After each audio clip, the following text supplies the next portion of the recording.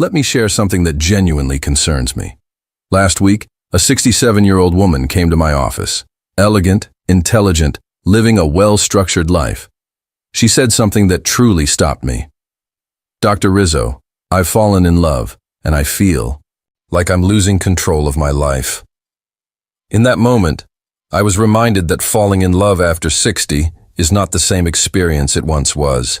I'm not referring to romance or idealized stories. I'm talking about real risks that very few people are willing to discuss openly. When you have built a stable life over decades, with established routines and hard-earned independence, love can feel like an emotional wave strong enough to disrupt everything.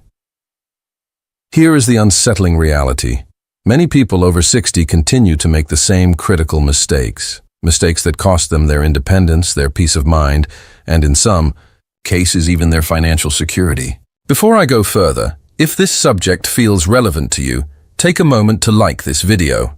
And if you want more guidance that can support you in this stage of life and help you make wiser decisions, consider subscribing to the channel. Information like this can truly matter, not only for you, but for someone close to you as well.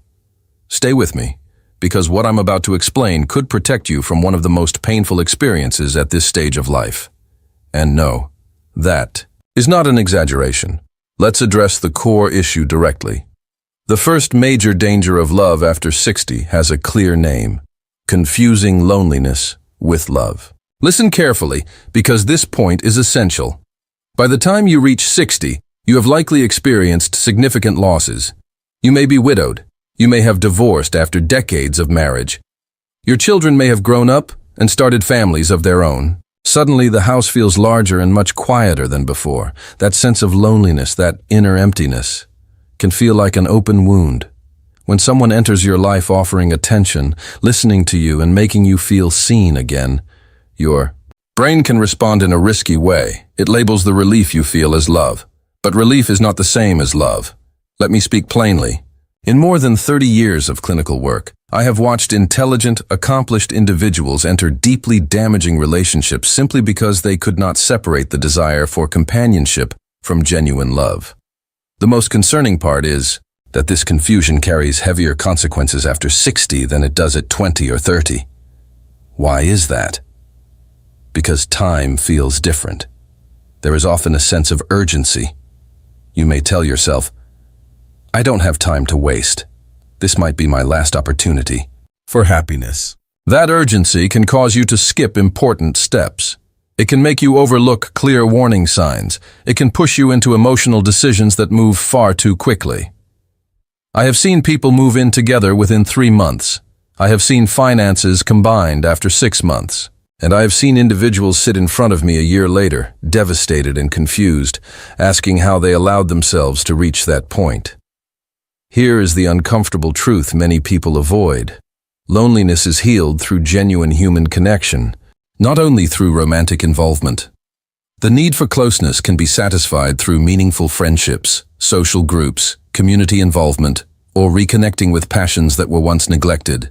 However, when you treat another person as the only solution to your loneliness, the relationship is no longer built on love, but on dependence. Emotional dependence after 60 can be especially harmful because it often disguises itself as emotional. Openness as the belief that you have finally found a soulmate, or as the urge to maximize the time you believe remains. Now consider the second risk, the pressure of time influencing your judgment. At 25, if a relationship ends, you tend to think, "I have my entire life ahead." You heal, gain experience, and continue forward. After 60, however, the internal message changes. It says, this might be your final opportunity. If you lose it, you may end up alone. This thought, this deep fear of permanent loneliness, is one of the strongest emotional drivers that exists. It is important to understand something essential. This fear is not foolish or unrealistic. It is deeply human. For many people, the idea of facing later years without companionship is genuinely unsettling. The difficulty begins when choices are made from fear. Decisions rooted in fear rarely lead to positive outcomes. Consider the example of Roberto, 64 years old, a retired engineer.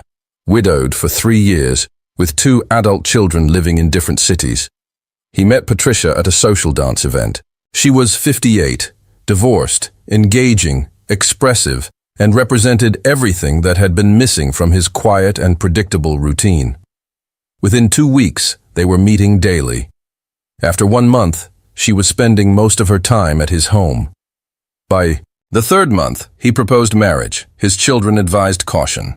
They told him to slow down because he barely knew her. Roberto responded that they were young and had time, but he did not.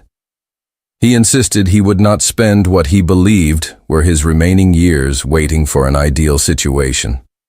6 months later, now married, Roberto learned that Patricia had serious debts she had concealed, and she expected him to assume responsibility for them as part of their marriage. Her outgoing and social lifestyle also involved frequent gatherings with friends, all financed through his resources. Yet the financial burden was not the most difficult issue. The greater challenge was the emotional pressure he faced whenever he attempted to establish limits. When he tried to set boundaries, she questioned his love and commitment. She suggested he regretted the marriage and implied she might leave, reminding him of the loneliness he once felt. This created a powerful dynamic. Fear of returning to solitude caused Roberto to compromise repeatedly. He lost his inner stability, his independence, his bond with his children, and a significant portion of his wealth, all because he made choices driven by the pressure of now or never. But here is something rarely discussed. That sense of urgency is not real. Yes, it is an illusion. The belief that after 60 you are running out of time to find love is a mental narrative fueled by fear. The factual reality is very different. An increasing number of people build meaningful relationships later in life. With online platforms and longer life expectancy, the chances to connect are greater than ever. However, when you convince yourself that this is your final opportunity, your mind shifts into scarcity mode. And in that state, judgment becomes compromised. When operating from scarcity, you begin to accept what should not be accepted. You tolerate behavior that should not be tolerated. You overlook clear warning signs, because when fear controls perception, any companionship can seem preferable to being alone. But that thinking is flawed. It is not only inaccurate, it is dangerous. Harmful relationship after 60 does more than reduce happiness. It can directly affect your health. Ongoing stress from a toxic partnership weakens the immune system, raises the risk of heart-related illness, and damages mental well-being. Solitude is far healthier than remaining in the wrong company, particularly at this stage of life. And there is another risk, more subtle, yet equally serious. It is a subject many avoid, but it must be addressed openly. Finances and assets in later life relationships. Before dismissing this as materialistic, understand the intention. This is not about suspicion or greed. It is about responsibility and protection. Here is the practical truth. After 60, you likely have something meaningful to safeguard. It may be a home fully paid off after decades of effort, retirement funds you carefully built, investments accumulated over time, or savings you intend to pass on to your children. These are not small matters. They represent your life's work and your legacy. Unfortunately, there are individuals who intentionally pursue relationships with older adults for financial gain. Yes, it is that direct. This does not mean that everyone who approaches you after 60 has harmful intentions. Most people are sincere. However, emotional and financial predators do exist, and after 60, you can become a particularly appealing target. Why? First, because you may have financial stability. Second, because loneliness can increase emotional vulnerability. Third, because your generation often tends to be more trusting and less suspicious than younger people raised in the digital era. Consider the case of Mercedes. She was 66, a retired university professor with a stable pension and her own home, in a good neighborhood. She met Javier in a cafe. He was 62, courteous, attentive, and well-spoken. He brought her flowers, called her every day, and recited poetry. Mercedes felt valued. After years of solitude, she believed she had finally met someone who truly appreciated her. After 4 months together, Javier explained that he was facing temporary financial problems. His company had collapsed, and he had debts, but he assured her that a nearly completed project would resolve everything soon. Mercedes, emotionally invested, lent him money. She reassured herself that it was temporary and believed he would do the same for her. 2 months later, Javier requested additional funds to finalize the project. Mercedes took out a mortgage on her home. The outcome was predictable. Javier disappeared with the money. Mercedes lost her house. At 66, she had to move into a small apartment, return to work, and face the disappointment of her children, who had repeatedly warned her. The deepest wound was not financial. It was the damage to her confidence. During a session, she said, "How could I have been so naive? I am educated and intelligent. How could I allow this?" But she was not foolish. She was human. Love, especially when combined with loneliness and longing, can cloud judgment. It encourages belief. It minimizes contradictions. It justifies questionable behavior. Here is the critical reality. Predators understand how to identify emotional weaknesses. They know what to say. They know how to make someone who felt unseen feel important again.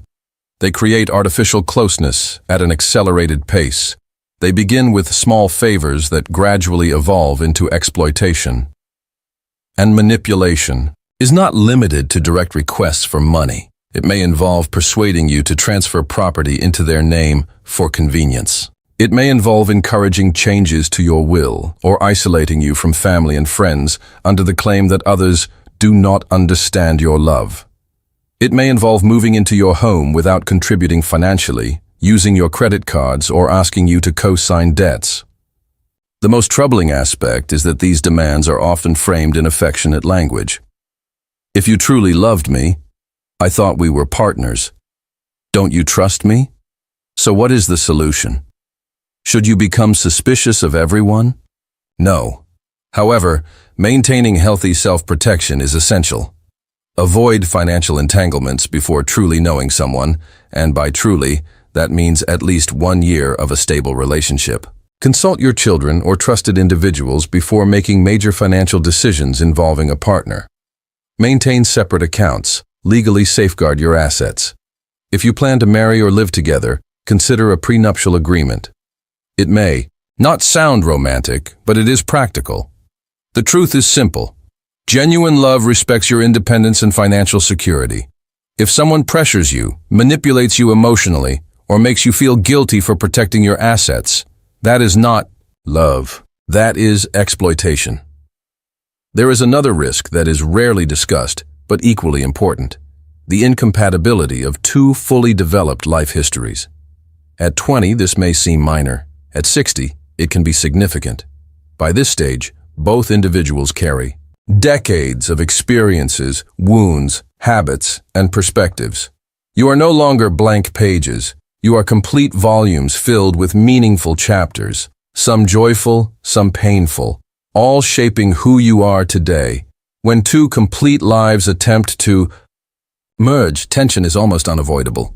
At 60, routines are established. You wake at a certain hour, eat the same breakfast, maintain familiar spaces, and personal rituals. You have adult children who remain central in your life, perhaps grandchildren you see regularly. Long-standing friendships carry their own dynamics. Political, moral, and religious beliefs are deeply rooted. You manage money in your own way. You organize your home according to your preferences. You have your own approach to holidays and leisure.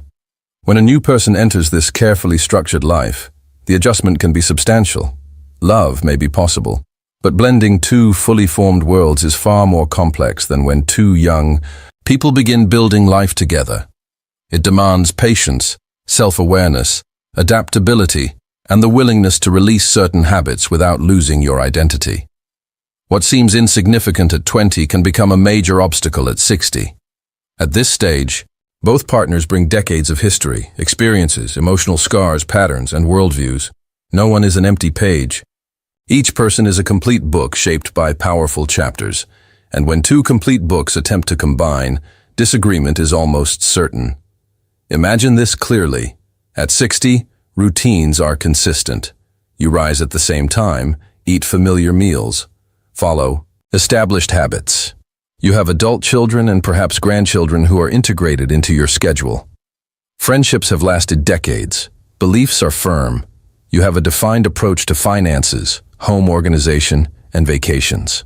Then someone new enters this solid structure with their own routines, their own children, their own friends, their own convictions, and their own lifestyle. The friction can be considerable. An example is Eduardo and Sylvia. He was 68 and widowed. She was 65 and divorced. They met through a book club, developed feelings for each other, and chose to move in together.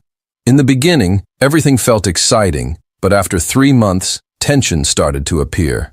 Eduardo preferred to eat early, watch the news at 6:30, and go to bed by 9. Sylvia had dinner at 9, stayed up until midnight, and followed her favorite series.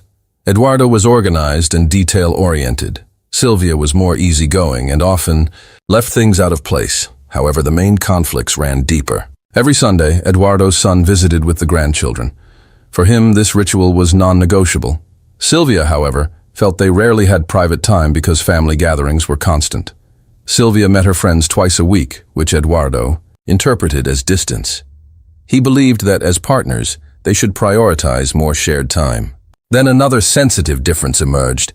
He held conservative views. She leaned progressive. At first, they avoided discussing it, but eventually, nearly every conversation felt tense. What went wrong? Each attempted to reshape the other. Eduardo expected Sylvia to follow his routines. Sylvia wanted Eduardo to become more adaptable and spontaneous. Neither was willing to adjust because both believed, at this stage of life, I will not change. This reflects a central challenge of love after 60. Flexibility is required most at a time when it is often least available, not necessarily because of stubbornness, but because mental and behavioral patterns have become firmly established. Identity feels settled. Habits are deeply ingrained. Real change demands deliberate, sustained effort, something many people are unwilling or unable to invest at this point. Gradually, a silent struggle begins. Frustration builds. Comparisons to their previous independent lives surface. What started as affection slowly becomes a shared life marked by tension and small daily disappointments. I have observed couples who became physically unwell due to this strain, experiencing anxiety, sleep disturbances, and digestive issues. The pressure of merging two fully formed lives without proper tools or genuine willingness can be overwhelming. Here is something rarely stated openly. Moving in together is not mandatory. Yes, that is correct. In the 21st century, it is entirely possible to have a deep, stable, and meaningful relationship after 60 without sharing the same home. There is even a term for it: living apart together. This means living separately while remaining emotionally committed. Each person maintains personal space, independence, and daily structure. They meet consistently, share what truly matters, and at the end of the day, return to their own environment. For many individuals over 60, this arrangement works exceptionally well. It preserves attraction, minimizes conflict, and honors individuality. Society often suggests that real love requires living under one roof and that physical separation signals a lack of commitment. That assumption is incorrect. It reflects outdated cultural expectations. Genuine connection is not defined by sharing a home, but by mutual respect, support, and emotional availability. There is, however, an even more delicate subject, one that represents a significant risk in relationships after 60, intimacy and later, life and how it can evolve into an emotionally complex anchor. We need paraphrase within 10%. Keep length, structure, professional. No entities needed. Ensure no mention of music. Keep repetition reduced but structure similar. Neutral tone. Let's deliver. We need to address something honestly that society often avoids. People over 60 are still sexual beings. They continue to desire closeness. They still experience physical attraction. Desire does not vanish with age, it simply changes its expression. However, when someone has spent years, sometimes decades, without physical contact, returning to intimacy can feel overwhelmingly intense. And this is where a significant risk appears. The intensity of physical connection can be mistaken for genuine love. Let me clarify. If you have been alone for many years, if your last intimate experience feels distant and unfamiliar, and suddenly someone touches you again, someone who looks at you with desire and makes you feel attractive, the brain reacts powerfully. Oxytocin, dopamine, endorphins. The body releases a chemical mix associated with bonding. That surge can convince a person they have found the love of their life. In reality, it is often the profound relief of a basic human need that has been unmet for a long time. I have heard many times, "Dr. Rizzo, I have never felt anything like this. It must be true love." My response is usually, how can you be certain it is love and not simply intimacy after a long emotional drought? This difference matters. When major decisions, moving in together, marriage, shared finances, are made solely on the strength of physical chemistry, the foundation is unstable. Sexuality is beautiful, essential, and deeply human. But it is not sufficient on its own. After 60, confusing desire with love can lead to attachment to individuals who are emotionally or morally incompatible. There is another dimension that is rarely discussed openly: performance pressure. After 60, bodies change naturally. Yet many people feel compelled to perform, to avoid disappointing anyone, to prove they are still desirable. That pressure can cause individuals to accept behavior they would once have rejected. I have seen women tolerate disrespect because they say, "At least I feel desired again." I have seen men remain in clearly harmful relationships because they think, "She makes me feel young again." Physical closeness can become a golden trap, pleasant, intoxicating, yet tightly binding. It can keep you attached to relationships that offer little emotional depth. Here is the freeing truth. You deserve a relationship where everything aligns: respect, communication, emotional support, compatibility, and yes, physical fulfillment. You do not have to choose between love and desire. You do not need to settle for, "At least someone touches me." You deserve a connection that is whole, honest, and balanced. When you accept less, you not only limit yourself to an unhealthy partnership, you also block the possibility of a love that strengthens rather than drains you. This pressure can push you to tolerate behavior you would never have accepted before, simply out of fear of losing the physical validation you missed for so long. I have watched women endure emotional neglect because they say, "At least I feel wanted again." I have seen men remain in destructive dynamics because the closeness makes them feel youthful. Physical intimacy can become a golden but addictive trap, comforting and reassuring, yet restrictive in ways that keep you in relationships that do not emotionally sustain you. Again, the liberating truth remains. You deserve a relationship where everything fits, where respect, clear communication, emotional backing, real compatibility, and physical pleasure exist together. You do not have to choose between love and desire. You do not have to accept, "At least someone is here." You deserve a complete, sincere, and balanced bond.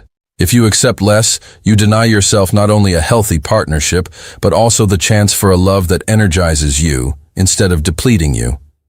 But there is one final danger, perhaps the most painful of all. The sixth and last point is the lasting impact that a poorly chosen relationship can have on your family and on your emotional legacy. After 60, you are not only an individual. You are part of a wider network of relationships: children, grandchildren, brothers, sisters, friends, people who have walked beside you throughout your life. When you introduce a new partner into this circle, especially in a rushed or careless way, the impact can be significant. I have witnessed entire families fracture because late-life relationships were not handled wisely. Children sometimes cut off contact because they feel an outsider is interfering or influencing their parent. Grandchildren lose close bonds with grandparents. Inheritances become complicated. Long-standing traditions weaken when a new partner begins imposing different expectations. The most difficult reality is that many of these breaks cannot be repaired. Consider the story of Carlos. At 69, he was a father of 3 and grandfather of 5. He had been widowed for 4 years when he met Lucia and quickly fell deeply in love. When his children encouraged him to move slowly, he accused them of being selfish. Lucia intensified the tension by saying, "Your children only care about your money. I am the only one who truly loves you." Overcome by emotion, Carlos gradually distanced himself from his family. He revised his will, stopped hosting family events, and slowly disconnected from the support system that had sustained him. 3 years later, the relationship ended suddenly. Lucia left and took a substantial portion of his assets. When Carlos attempted to rebuild trust with his children, the damage had already been done. Only one child reconciled with him. The other 2 never did. Carlos passed away 2 years later, in isolation. This illustrates the real cost of impulsive decisions. After 60, it is not solely about personal happiness. It concerns the emotional legacy of your entire life. Reflect on what you have built over decades. You attended birthdays, graduations, and weddings. You held your grandchildren and created memories that define your story. All of that can unravel within months if a relationship is poorly chosen. Yes, that risk exists. There is something essential to understand. Your adult children have a legitimate reason to be concerned. Not because they wish to control you, but because they care about your well-being. They may recognize warning signs that are difficult to see when you are emotionally involved. Many people say, "My children do not want me to be happy." Most situations, that is inaccurate. What they truly fear is seeing you hurt, misled, or taken advantage of. They do not want someone who recently entered your life to undo what your family has built over 50 years. This does not mean your children should make decisions for you. Your independence matters. However, it does mean you should hear them out. Listen calmly. Consider their perspective without shutting down. Emotional distance can sometimes provide clarity that is hard to achieve from inside the situation. Now consider a different example. A healthy outcome. Maria, 65, met Roberto. Her children were cautious at first, but she respected their concerns. She introduced Roberto gradually, without sudden changes. She maintained her traditions, continued family gatherings, and kept finances separate. Roberto honored those boundaries. He did not pressure her, isolate her, or create division. Over time, he gained the trust of the family. 2 years later, Maria's family accepted him because they saw that his presence strengthened her life rather than weakened it. This is the principle of balance. It is possible to form a new relationship while preserving family connections. It is not a matter of choosing one over the other. However, if a partner pressures you to pick sides, distances you from loved ones, or encourages conflict, that is a serious warning sign. Healthy love does not divide, it unites. It respects that your family is part of your identity. Anyone who insists you sever your history is not acting out of genuine love. Control and isolation are often the first indicators of emotional harm. Remember this final point. Your legacy is not defined by wealth or material possessions. Your legacy is found in the memories you leave behind, in the bonds you maintain, and in the way your family will one day speak about you. How do you wish to be remembered? As someone who spent their later years surrounded by love and dignity, or as someone who risked everything for a relationship that was never truly valuable?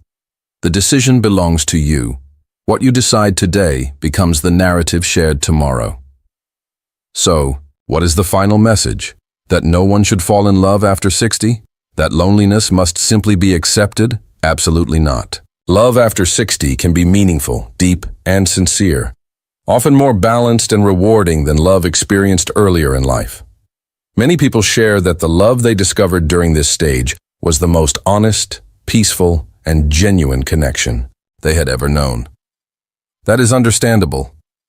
At this age, you understand your limits.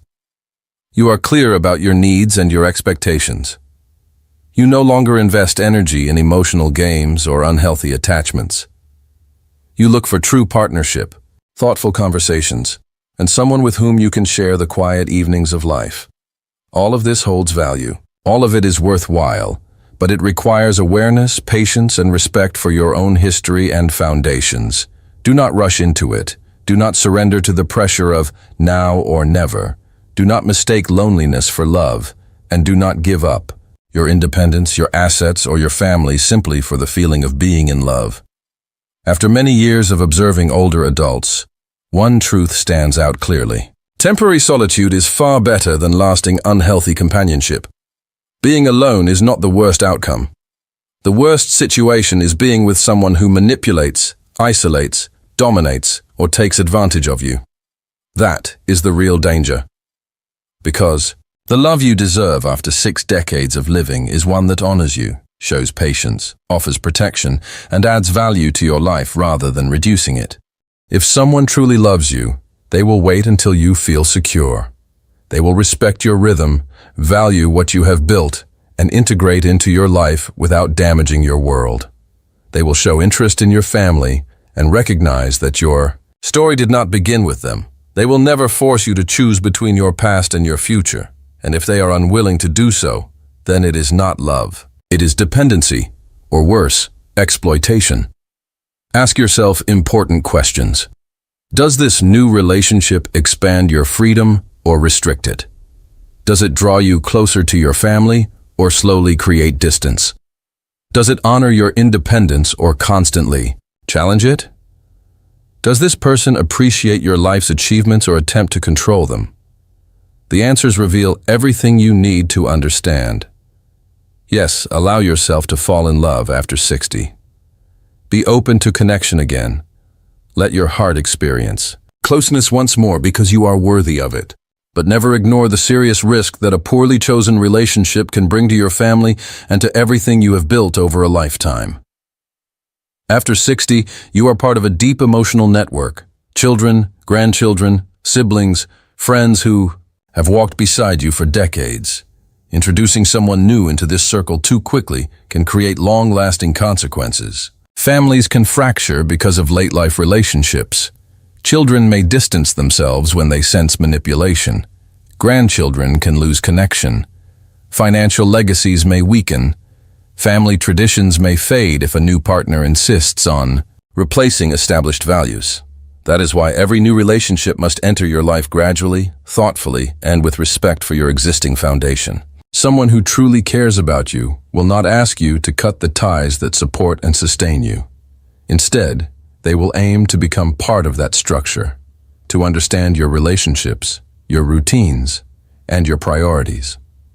Real love does not arrive like destruction.